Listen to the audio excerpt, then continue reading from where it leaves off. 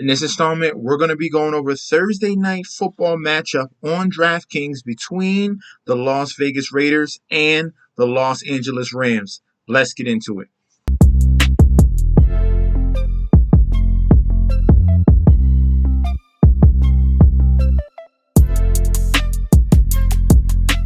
Hey, yo! Welcome back to the channel. It's your boy Chef D, and I'm here to give you the winning ingredients for your Thursday night football showdown slate on DraftKings between the Las Vegas Raiders and the Los Angeles Rams. But before I deep dive into that, guys, don't forget to like, comment, and subscribe to the channel.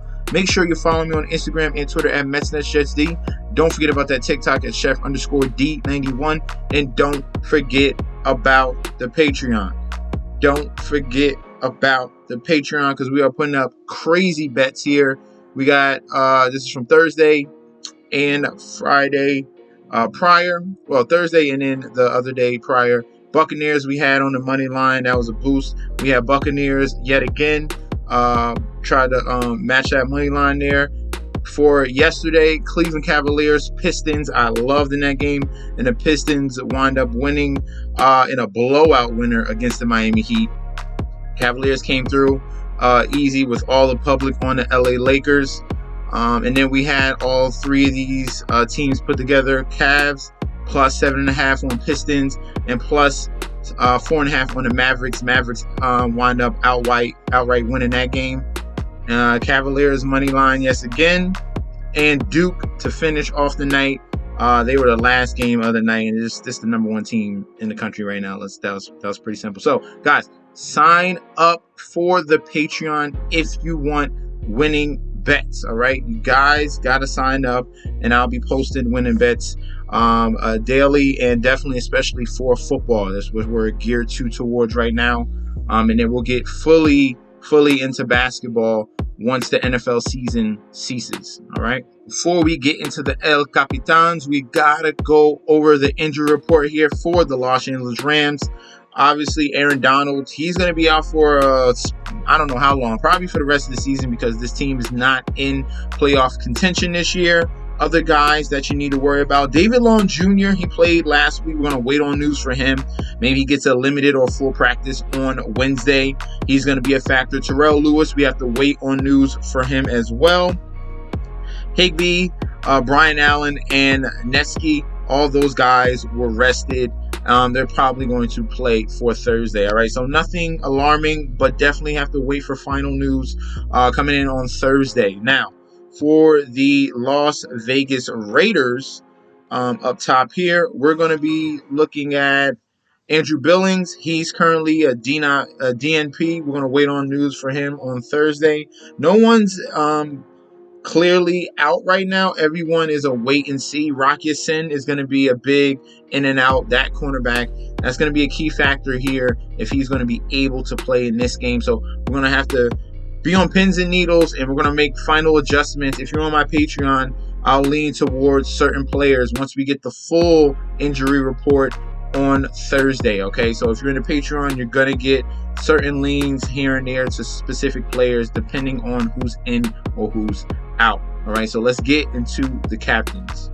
Starting off with the captains for Thursday night football in this matchup between the Raiders and the Rams. I'm going to start off at the top with Devonta Adams. This elite wide receiver came through and absolutely decimated the Los Angeles Chargers. 8 for 12 for 177 and 2 TDs. Now he's going up against the Los Angeles Rams, and he's going to be put in a very, very good situation here because if we're looking at fantasy points allowed to wide receivers, this is one of the struggle points of the Los Angeles Rams, despite the fact that they have Jalen Ramsey out there. Okay, maybe he might be more motivated in this particular game. Obviously, you got top tier talent going up against top tier talent, so maybe things can change in the favor for the Rams. But if we're going what the numbers are telling us, the past couple weeks they've been struggling. 28th overall, 24th in the red zone, allowing 195 yards a game and 1.2 touchdowns to opposing wide receivers. And for this offense, this is the number one wide receiver. The trickle down would be to Matt Collins. That's the number 2, but we'll get to him more in the flex area. But as a captain play, He is someone that you cannot fade. It doesn't matter. It doesn't matter. Similar to a Stephon Diggs, this is what you're getting out of Devonta Adams. I love his matchup going to be up against these Los Angeles Rams. The next guy we're going to talk about will be Josh Jacobs. This man has had a extremely breakout year. Obviously, this is a contract year for Josh Jacobs. He's proven the point to whoever team is going to pay for him next season. You're going to have to pay top dollar for Josh Jacobs. Another great performance against the Chargers. Chargers struggled against stopping that running back, and that's what we wanted to attack last week. In this matchup here, this is a little bit of a worse situation. One of the strong points of these Los Angeles Rams is stopping the run. So fantasy points allowed to opposing running backs. We're looking at the Rams here, 10th overall, 22nd in the red zone. So when they get to that red zone, they might give up that touchdown. But other than that, they've only allowed 70 yards rushing per game to the running back position and only 3.5 yards a carry. So we're talking about an offense that leans on Josh Jacobs. As you can see, he's getting 20 plus touches. Rushes. He's getting 20 plus rushes in the 4 out of the last 5 games. That's not to mention what he's seeing in the receiving department. So, as a captain, Josh Jacobs, maybe we might see a little bit of a downturn on his production in this game, but I think the volume gives him a safe floor if you're going towards a flex position for Josh Jacobs. So, I would lean more Josh Jacobs as a flex, other than a captain spot for this game on Thursday. A little bit contrarian, but I'm just going with the numbers here. It's leaning more towards Josh Jacobs having a little bit of a downturn in this game going up against the Rams. All right. Derek Carr comes up next. We can mention him at the captain spot. He's had a great game against Denver and Seattle. Both of those games over 20 fantasy points. So 23 and 22 in those games. Obviously, if we got Devonta Adams, we want to stack it with Derek Carr. He's in a good spot as well. Let's look at fantasy points allowed to opposing quarterbacks. Both teams struggle against opposing quarterbacks. So we'll talk about the Rams quarterback situation very soon. But for the Raiders, you have the Rams near the bottom of the league, 24th overall, 22nd in the red zone, 296 passing yards per game, 2 touchdowns given up per game as well. So that bodes well for Derek Carr. We can probably get a 20 fantasy point performance out of him. That will be a very good sight to see if we're paying top dollar. All right. Next guy we can talk about. We have to talk about the quarterback position. Baker Mayfield, he's not going to play yet. He just got there, right? So just everyone temper your expectations. There should be no ownership on Baker Mayfield. He's not going to learn the offense in 2 days. Okay? It's not going to happen. All right. John Wolford, he was a limited participant in practice on Tuesday. He's going to be the starter as long as he is healthy. We saw some okay numbers from him the past 2 outings. Week 10 against Arizona, Week 13 against Seattle. They fought tough in that game. He was able to get to 178 yards, struggled, and got 2 interceptions as well. So hopefully we'll see. But this technically is a good matchup. If we're going to fantasy points allowed to quarterback position, these Las Vegas Raiders are not too far behind the Los Angeles Rams. 19th overall. They play pretty tight in that red zone area, but are allowing 283 passing yards per game and 1 TD per game. So this could be a very close game that we got here for the Raiders and the Rams. A lot of people are just going to hammer the Raiders since they're on a winning streak, and then that the Rams suck. But the Rams played the Seattle Seahawks very tight and almost won that game. So temper your expectations on the Raiders. John Wolford is going to be the quarterback. If I had to choose, I would lean to more John Wolford as a flex play. But I definitely do have to mention him. And if he is out, that's going to be Bryce Perkins. That's going to be the starting quarterback for this offense. All right. Bryce Perkins is more of a rushing style quarterback here. Other than John Wolford. John Wolford is going to throw the ball. Bryce Perkins, if he's in and John Wolford is out, he's going to rush the ball. You've seen some upside here against KC, 44 yards. Against the Saints, 39 yards. So that's going to be the beneficiary if things get bad for John Wolford, all right? Let's move on to some other plays that can go at that captain spot, and that's going to be Cam Akers, all right? Cam Akers, obviously, that Achilles injury, and now he's getting things a little bit better, all right? He's coming back. He was in the doghouse, came back, had a solid game, but still not super efficient. But Seattle Seahawks, their struggle is stopping the run, and here fantasy points allowed to that running back position. This is another spot where Cam Akers can have another good game. All right, and we're going to their current stats: 25th overall, 26th in the red zone. We have 89 total yards per game to that running back position and 4.1 yards per carry to that running back position. So we can go back to the well with Cam Akers, who finished with 19 fantasy points. Obviously, the beneficiary of 2 rushing touchdowns as well. So I like Cam Akers in this game going up against the Raiders, all right? So he can be in the captain spot. Anyone else? Number 2 option, we got Matt Collins. We're going to talk about him in the flex spot. One more guy I want to mention, and that's going to be Van Jefferson, all right? If this passing offense, gets clicking with the Los Angeles Rams with John Wolford, the number 1 guy is going to be Van Jefferson. He has the capabilities to stretch the field. He has the speed, and he could definitely break out in this game. I definitely want to mention him as a very under-the-radar captain option, and it's the number 1 wide receiver right now for the Los Angeles Rams with all the injuries. Van Jefferson is the guy, all right? So let's move on to the flex ops. Next up, we got the flex oppositions here, and we're going to scroll on down. We'll start at Matt Collins. I've been teasing at his name here and there, but this is going to be the number 2 option in this offense. If I already talked about the fantasy points allowed to quarterbacks and to wide receivers going up against the LA Rams, most of it will go to Devonta Adams, but other guys we can look at will be Matt Collins. We've seen some decent performances out of him during the season. 16.3 against Seattle, 11.2 against Denver, 13.4 against New Orleans, 12.4 against the Texans, 32.96 against Tennessee, and 11.6 against Arizona. So you can see a way here with all the ownership on Devonta Adams and none on Matt Collins. He comes under the radar with Jalen Ramsey on Adams. Matt Collins has some upside here at his current price as a flex option. So I would definitely consider him. The next guy we're going to talk about for the flex ops will be Foster Moreau. One of the main struggles, fantasy points allowed to that tight end position.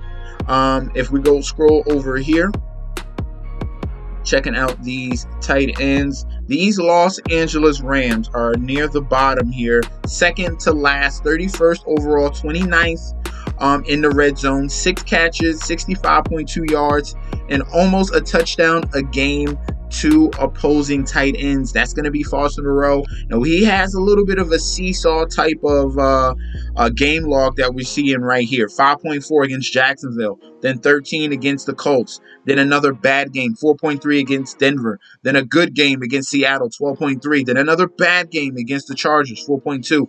If we're going with the trend here, this is going to be a good game for Foster Moreau, who has a lot of upside. Raiders are fine with their backup tight end position. Foster Moreau is very special, and I like him to break out in this game. If we're definitely if we're going with the trends, all right, he should have a very good game. Plus, the matchup shows that it should fall through as well, all right? On the other side of the ball, Tyler Higbee is going to be a guy that we can look towards. Since week 10 and 11, had 0 targets in week 12. Bounced back a little bit. We saw 5 targets there. We like a little more usage out of him. But like I said, this is a good matchup for John Wolford. He throws the ball more. That's going to be Van Jefferson. That's going to be Tyler Higbee as well. So I like him as an option for the flex ops. Let's continue to go down low here. We're going to consider these defenses and kickers here. So for both sides of the ball, I'm going to consider both kickers in this game. I can see both of these teams struggle to get into the end zone, and these kickers are going to have to come through. And we're going to start off with Daniel Carson, who averages 9.8 points per game. He's in a good spot. And then Matt Gay is going to be the kicker on the other side of the ball. Both of these guys will be plays, and if you wanted just confirmation, fantasy points allowed to the kicker position, both of these teams, well, mainly the Rams give up more points. So if we're scrolling down, Raiders, they give about 8.8 points to the kicker, and then the Rams give about 10.2. All right, so both of these kickers are going to be in good positions. I have no problem going to that well. If we had to choose a defense, I would lean more to the home defense here in the Los Angeles Rams. I like their running game. Raiders struggle against the run. Rams are solid against the run, so they could probably stop or hold down Josh Jacobs, but we do have to worry about that pass game. If I had to choose one, I'm going to choose with the home team here in the Los Angeles Rams. Other than that, let's see if we can find some other gems at the flex opposition position. And here, Kyren Williams is the number 2 running back. They gave a full workload to Cam Akers, so we don't have to play Kyren Williams anymore. Ben Skoranek is the number 2 wide receiver here in this offense. So if you have no problem punting at the flex spot, Ben Skoranek is going to be your guy. He is currently questionable, but he was limited in practice Tuesday. He's probably going to be fine for the game on Thursday. Matter of fact, if I had a choice between Ben Skoranek and Tutu Atwell, give me Tutu Atwell. All right, so Ben Skoranek is going to be bumped down to 3. Tutu Atwell, I like him more as a prospect. This was one of their high draft pick wide receivers here. He has a little bit more talent than Ben Skoranek. So we're going to go, we'll take Ben Skoranek out. We're going to leave Tutu Atwell in there as a guy that I like more in that flex position, all right? Let's see if we can find anyone else down below. If there's any injury on Josh Jacobs, Zamir White is the number 1 running back. He's going to be splitting work with Amir Abdullah, who's the 3rd down running back. But Zamir White would be a guy that would be forced in a position if Josh Jacobs doesn't play, but he's looking like he's going to be fine. Anyone else down below here? I don't think we need to go that far down. So let's go to the 3. There's one more guy. One punt wide receiver. That could be Keelan Cole on the Raiders side of the football. But that's last ditch effort.